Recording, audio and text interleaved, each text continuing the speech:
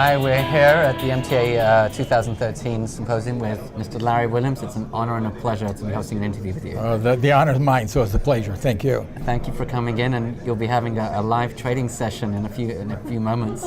Can you tell us a little bit about that? That'll be a little bit of your methodology, but also Tom DeMark's methodology. Yeah, my good buddy Tom DeMark, and Tom and I have been friends for 40-some years. We watch each other's children grow up.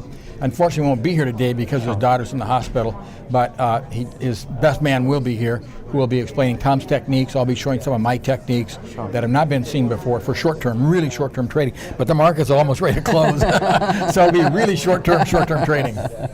Understood. And it's a 40-year celebration of the MTA's incorporation, but also 40-year celebration of technical analysis evolution.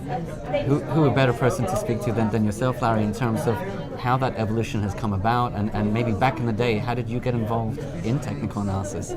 I got involved with technical analysis. It looked like it was easy to make money trading stocks. That was like, I don't have to work, I can make money, this is for me. No boss, no employees, where do I sign up? I found out it's actually pretty hard to do it. But back then it was so different. We didn't have calculators, we didn't have real adding machines like we know them now. We just had paper and pens and a lot of real old books. And that was probably a very tactile experience, drawing charts, keeping everything in colors and notebooks and recording numbers. But it sure is nice to do it the way we do it now. What were the big influences for you back then? I mean, how did you come to learn a lot of what you know today? I mean, I guess experience, of course, is Well, there are a couple of individuals in my life that just meant so much to me. One was Gil Howler, who had a stock newsletter. And Gil kind of took me under his wings and was just great. He was way ahead of his times. Unfortunately, he's passed on. And another fellow, Bill Meehan, who had been a member of the Chicago Board of Trade. And Bill showed me about the fundamental aspect of the market. I showed him about the technical aspect. So it was a great blend. But those two people will always stand out because they took time out of their lives to help a young kid. And that was just an amazing experience. And where do you see, Larry, the future of technical analysis? I mean, in the past. Boy, it's tough. It's tough because in the old days, we just literally went through like the guys that are cutting down the rainforest in Brazil. That was us. We came in with these chainsaws, cut down every chart, looked through everything, and now we've got computers, and these numbers have been beat up so much. So I think it's going to take a tremendous amount of creativity. Math's not going to beat the market. It's a combination of creativity and understanding how that can be placed in mathematical models. But from now, we're going to watch the creativity expand to get a lot better at this. And for people that are watching the markets really closely, what strategy do you think at least has worked best for you in these kind of changing, volatile markets? Clearly, the best strategy to work best for me is to find a market that's set up. I'm really a conditional trader. I find fundamental conditions, then turn to technical analysis for my entries, my exits, my stop points. But to me, it's a combination. Conditions first, then technical analysis for the timing of those positions.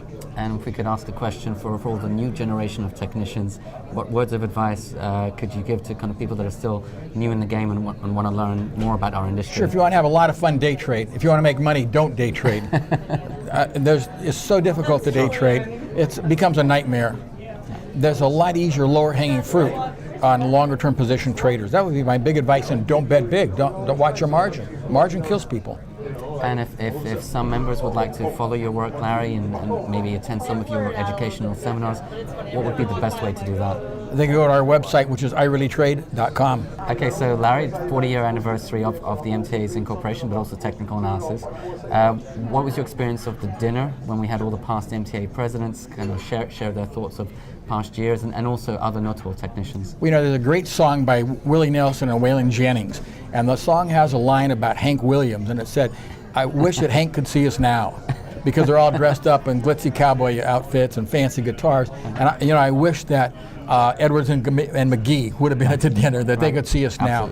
That was a big thought, and also to see all my old friends there, people that I've known, in some case fathers and sons, and people I knew literally as teenagers that are now learned from me a little bit, other people, now they're active in the MTA. See people like Bob Prechter I've known for these years. Bob has done so much to help the publishing business. People aren't aware of what Bob's done to make certain that we have the right to publish, freedom of press in this country. So to see people, those connections, that's an amazing experience. Just so much depth to it. And if I may say, your son has kindly joined us, Jason Williams, and we've had a lot of great feedback from his sessions that he's committed to for the 2 days. Well, it's a thrill to be with my son. He used to introduce me in China. He's fluent in Mandarin when I would lecture in China, so to be able to introduce my son here was great. And it would figure that he's a psychiatrist with a father like me. And just finally, Larry, what would you say is the importance of having these technical analysis kind of events, kind of bring people together, share ideas? How important would you say that is? Well, I think the big element is a lot of friendship. I mean, I would really put that first.